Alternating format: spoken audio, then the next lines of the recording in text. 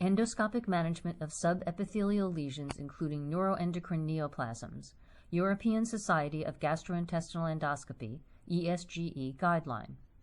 Introduction. Subepithelial lesions, SELs, of the gastrointestinal GI tract are tumors that originate from the muscularis mucosa, submucosa, or muscularis propria.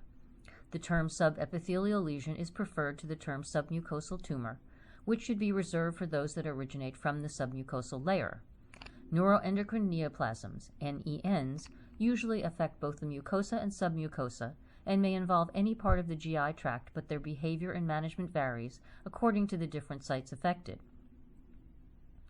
SELs and NENs are usually detected during routine endoscopy and are most often found in the stomach, but may be also found throughout the digestive tract.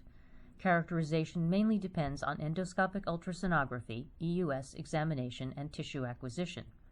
Data on the management of these lesions are still controversial because of the lesion's rare occurrence, their considerable histopathological variety, and their usually weak malignant potential. The European Society of Gastrointestinal Endoscopy, ESGE, commissioned this guideline to evaluate the role of endoscopy and EUS in the workup of these lesions, the need for tissue acquisition with the advent of new fine needle biopsy, FNB devices, and biopsy techniques, and the indications for no surveillance, or for resection. Various endoscopic resection techniques with high technical success have recently been reported, mostly in case series or retrospective reports. However, evident selection biases raise the concern of unjustified resection of benign lesions with low risk of malignancy. It seemed therefore appropriate to deliver up-to-date guidelines for the management of SELs and NENs, to optimize diagnosis with more frequent tissue acquisition attempts, and to suggest or recommend resection only for lesions at risk of malignancy or causing symptoms. Just because you can resect a lesion doesn't mean you should do it. Main recommendations. ESGE recommends EUS as the best tool to characterize SEL features, size, location, originating layer, echogenicity, shape, but EUS alone is not able to distinguish among all types of SEL. Strong recommendation, moderate quality evidence. ESGE suggests providing tissue diagnosis for all SELs with features suggestive of gastrointestinal stromal tumor, GIST, if they are of size greater than 20 millimeters or have high-risk stigmata or require surgical resection or oncological treatment. Weak recommendation, very low-quality evidence. ESGE recommends EUS-guided fine needle biopsy, EUS-FNB, or mucosal incision-assisted biopsy, MIAB, equally for tissue diagnosis of SELs 20 millimeters or larger in size. Strong recommendation, moderate quality evidence. ESGE recommends against surveillance of asymptomatic gastrointestinal GI tract leiomyomas, lipomas, heterotopic pancreas, granular cell tumors, schwannomas, and glomus tumors, if the diagnosis is clear. Strong recommendation, moderate quality evidence.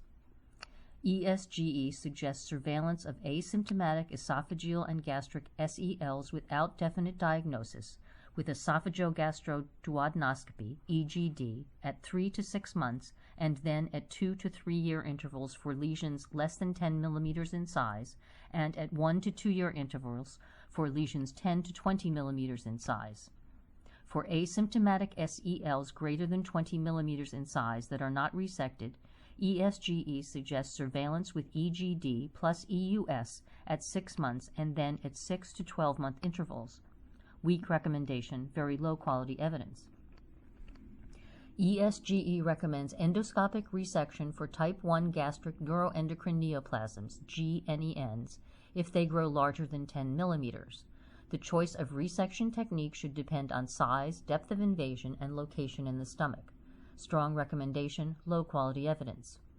ESGE suggests considering removal of histologically proven gastric GISTs smaller than 20 millimeters as an alternative to surveillance. The decision to resect should be discussed in a multidisciplinary meeting. The choice of technique should depend on size, location, and local expertise.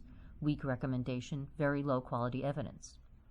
ESGE suggests that, to avoid unnecessary follow-up, endoscopic resection is an option for gastric SELs smaller than 20 millimeters and of unknown histology after failure of attempts to obtain diagnosis.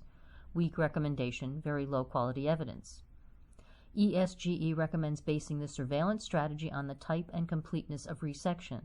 After curative resection of benign SELs, no follow-up is advised, except for type 1 gastric NEN, for which surveillance at 1 to 2 years is advised. Strong recommendation, low-quality evidence. For lower or upper GI NEN with a positive or indeterminate margin at resection, ESGE recommends repeating endoscopy at 3 to 6 months and another attempt at endoscopic resection in the case of residual disease. Strong recommendation, low-quality evidence.